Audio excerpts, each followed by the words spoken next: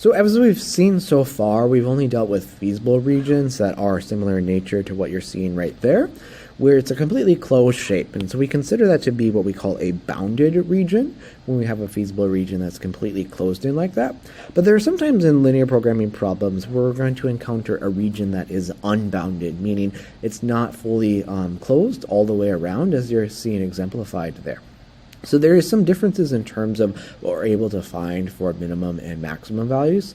So if a region is bounded, what you're seeing basically in that statement right there is that both the minimum and maximum values are going to be found within that feasible region, and they always occur at the vertices of the feasible region, always at the corners. So you don't have to check other side points or interior points, just the vertices to find the minimum and the maximum of that objective function. Whereas if a region is unbounded, the objective function may or may not attain a minimum value or a maximum value, and you'll see that exemplified in just a little bit here. And then it goes on to say if it does attain a minimum value, or if it does ever obtain a maximum value, it will do so at a vertex. So vertices are still going to be important, because if you do find a minimum or a maximum value, it'll occur there.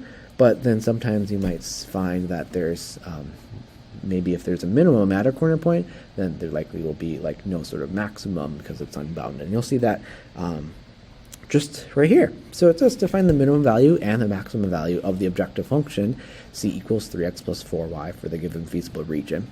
So this region clearly is not completely closed in. It's going to go on forever and ever and ever and ever out that way, right? So it still is very important that we want to check the corner points, which happen to be the coordinates 0, 4, and 3, 3, and then 5, 0. And so let's plug them into the objective function c. So for that point right there, if we evaluate it under c, 3 times x plus 4 times y is going to give you 16 equals c. And then 3 times 3 plus 4 times 3 is going to be, let's see, 9 plus 12, so 21 is your c value. And then right here, if we plug in 5 for x, we're going to get 15 for your c value. And so to kind of give you a little bit of a flavor of like what you're going to see pattern-wise, if I go out into this feasible region and I just pick some other coordinates, so if I pick that point right there, which would be like 3, 6, if I put that under the function c, 3 times 3 is 9, and 4 times 6 is 24, so you're going to get 33. So I think what'll happen is if you keep going out further and further and further and further, the value of c there is just going to keep getting higher and higher and higher and higher and higher, and never like actually reach the highest point, because it's just going to keep going towards infinity, of course. So what that means is that in terms of a maximum of c, there is none, okay, in this particular situation. But then in terms of a minimum of c, I don't think we're going to be able to get any lower within this region that's in the gray right here. And then of the corner points that we selected, this 15 right there was actually the lowest of the corner points. So that's actually going to be the minimum of our objective function c within the feasible region. So the minimum of c is 15, and then we can just kind of note that it's going to be when x is 0, and then when x is 5, excuse me, and then when y is 0.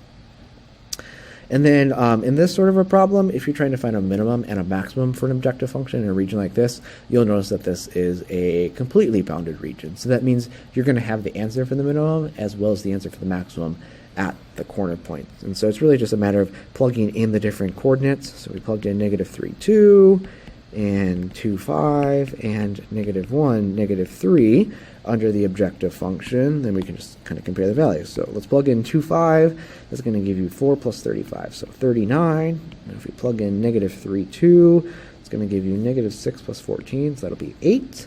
And then if we plug in that, that's going to give you -2 plus -21, so -23 there.